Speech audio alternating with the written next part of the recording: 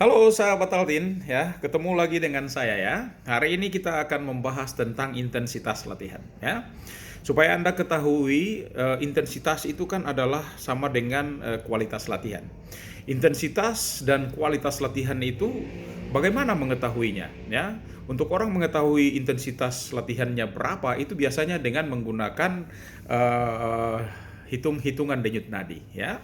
Bagaimanakah kemudian denyut nadi yang bisa digunakan untuk patokan atau intensitas latihan untuk mengetahui intensitas latihan kita ya.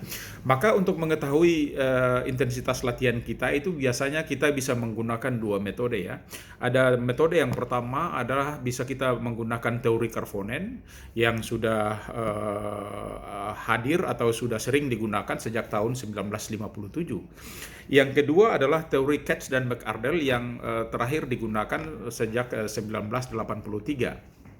Teori ini karena lebih mudah, maka sering digunakan oleh atlet dan pelatih. Ya, bagaimana cara menghitungnya? Rumusnya adalah denyut nadi maksimal itu 220 dikurangi umur.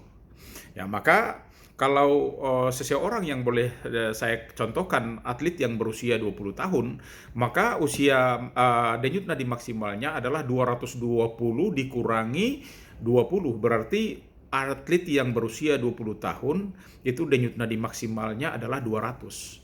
200 itu adalah denyut nadi maksimal. Silakan Anda menentukan patokan-patokan ke bawahnya. Karena 200 adalah denyut nadi maksimal, maka silakan Anda hitung 95%-nya, 90%-nya, 85%-nya, 80%-nya, 75%-nya, 70%-nya, 65%-nya, 60%-nya, terus sampai ke bawah. Ya. Dan untuk seorang atlet itu biasanya disarankan untuk Anda berlatih antara denyut nadi 80 sampai 90% dari denyut nadi maksimal Anda.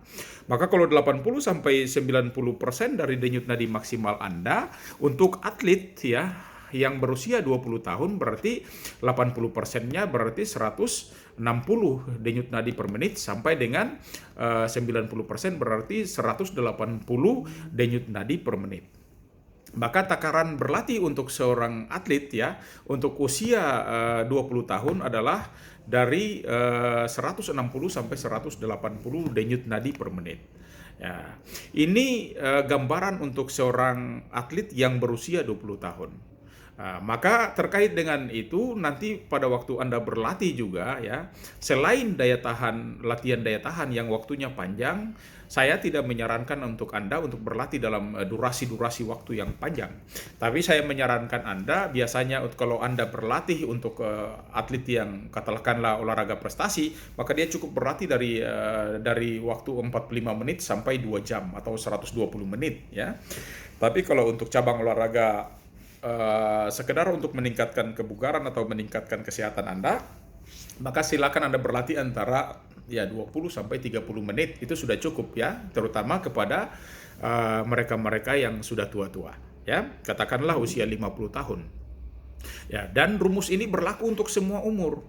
Maka tadi saya sudah kasih contoh 120 untuk atlet yang usianya 20 tahun. Ya, mungkin saya perlu juga mencontohkan kepada kami-kami yang usianya 50 tahun ke atas. Ya, katakanlah saya menghitung untuk kita orang tua-tua yang usia 50 tahun ya, maka otomatis sama itu. Ya, untuk mengetahui denyut nadi maksimal kita tetap menggunakan rumus yang sama dari Katz dan McArdle itu, yaitu 220 dikurangi umur. Maka ketika saya berusia 50 tahun, maka 220 dikurangi 50 tahun 50, maka otomatis denyut nadi maksimal saya adalah 170 denyut per menit.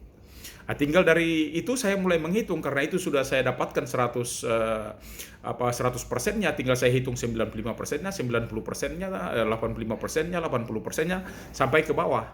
Ya, maka untuk takaran saya, katakanlah saya usia 50 tahun, maka takaran latihan saya antara 80 sampai 90% itu berarti denyut nadi saya antara 136 sampai 153. Tetapi tentu saja seorang yang usia 50 tahun itu kan tidak bisa berlatih lagi untuk berprestasi, meskipun ada di beberapa cabang yang usia 50 tahun masih bisa berprestasi. Ya, tapi saya masih lebih menyarankan ya untuk usia-usia itu cukup dengan latihan-latihan untuk kesehatan saja. Maka kalau latihan untuk kesehatan itu kan kita antara zona waktu latihannya itu antara 70% sampai 85% saja.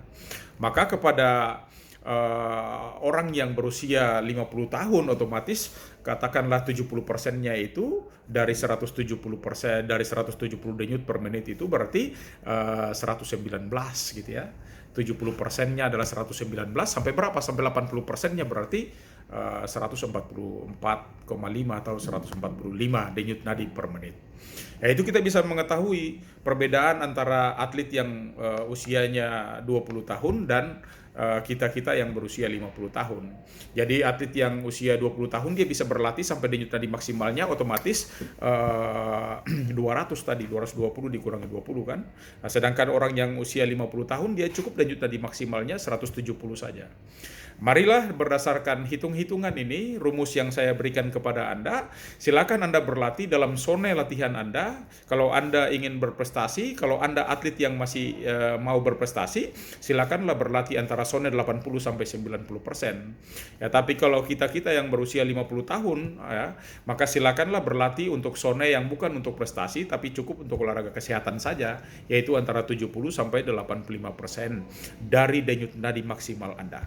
Ya, silakan mari masing-masing kita menghitung itu dan bisa bermanfaat untuk kita terutama dalam berlatih sehingga tidak menimbulkan masalah-masalah dalam proses berlatih kita.